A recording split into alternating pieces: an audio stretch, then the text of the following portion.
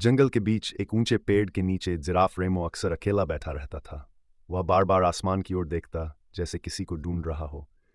बचपन में वह अपने माता पिता से बिछड़ गया था और उनकी गोद की खुशबू आज भी उसे याद थी।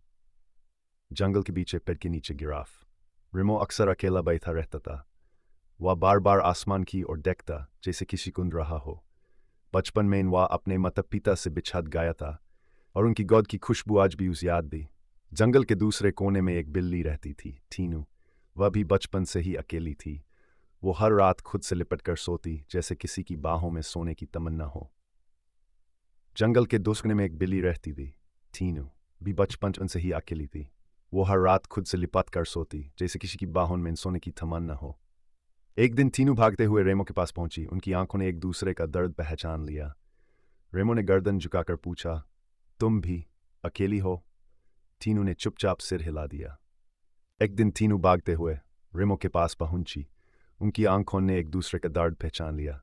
रेमो ने गर्दन झुकाकर पूछा, तुम भी अकेली हो? टीनू ने चुपचाप सिर हिला दिया।